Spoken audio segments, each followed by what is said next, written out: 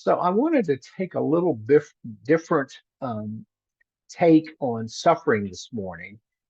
We usually focus on our own suffering and its causes and the reasons it happens and how we can manage it or lessen it. But this morning I want to talk about what about when we cause suffering, when we're the cause of the suffering, and that could be either intentionally or unintentionally. Intentionally, usually from some form of reactivity, unintentionally, just because it happens, and I'll get into that. And this means both to others we cause suffering, and maybe to, in fact, to the larger world. And what if my needs, my priorities, my joy results in your suffering now or in the future? How do we deal with that within the context of the Dharma, within the context of our practice? And the ethics and morality that the Buddha taught and that our path asks of us, it requires that we take an unvarnished look at these questions. Can we mindfully, without being defensive, without pushing it away, ask ourselves questions about where and how we might be causing suffering? When do we fall into people pleasing in the interest of trying to prevent the suffering of others? We don't want to bring people the unvarnished truth, so we get into a people pleasing thing. This issue is complicated and nuanced, as I don't have to tell you. But what if we make it our goal and our intention to act out of love and joy, compassion and mindfulness without ulterior motives and not from ego-driven motives? Might that lessen the possibility that we're causing ourselves, or in today's discussion, anyone else suffering? Is not that the goal for all of us on the path? Not to just reduce our suffering, but to reduce suffering generally in the world and in those around us.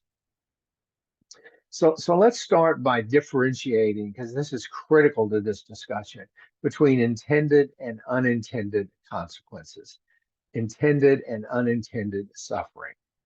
The Buddha was clear that if we walk around stomping on ants, this is unskillful and intentionally causing suffering. It violates that intention to do no harm. But we get a pass if we inadvertently step on an ant while we're out walking. And we can't protect every living being in the universe.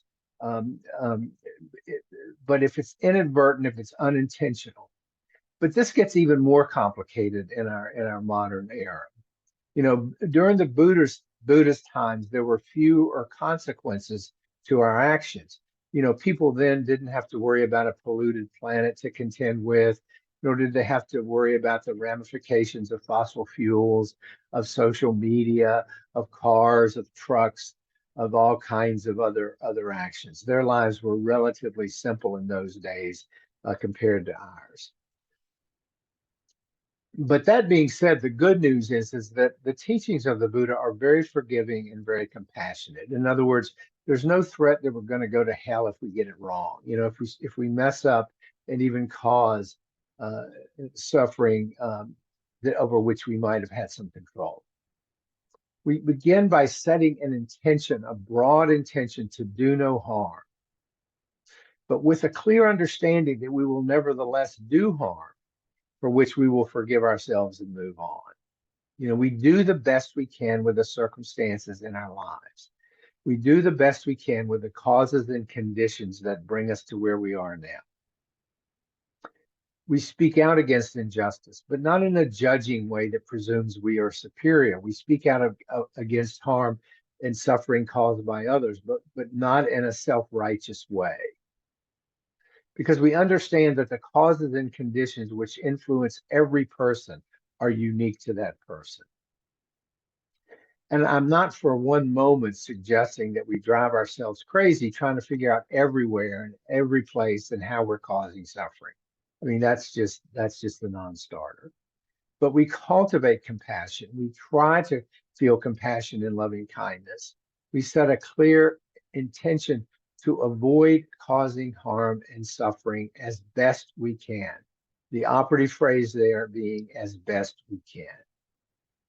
And then we seek to accept ourselves without personal condemnation, without shame, without self-loathing, that this is the best we can do. We're doing the best we can under the circumstances with which are a result of our individual causes and conditions.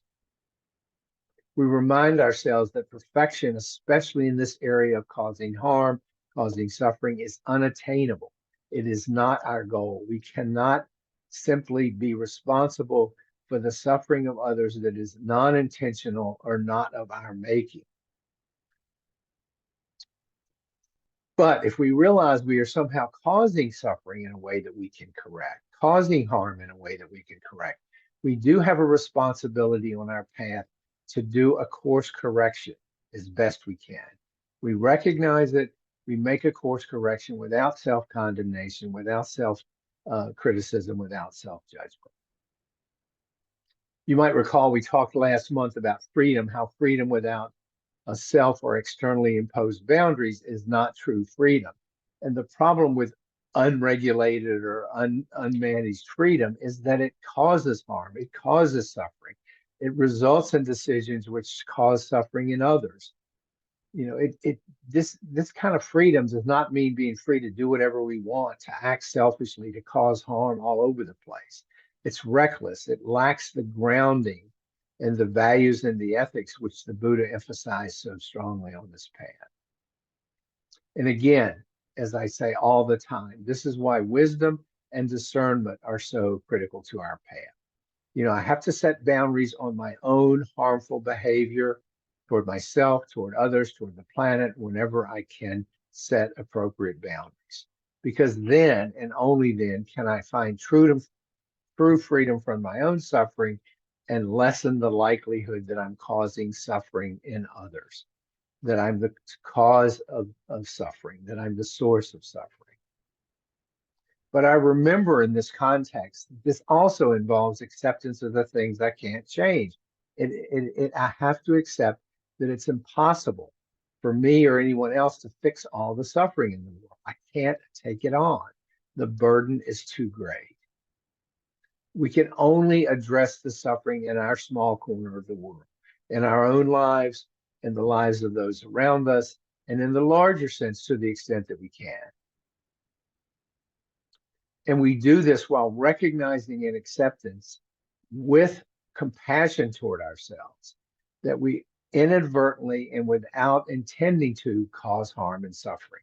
But that's not the kind of suffering I'm talking about, because that's the suffering over which we have no control. I'm talking about the suffering over which we do have control, where we set a clear intention to try not to cause harm. So let me stop and get your thoughts on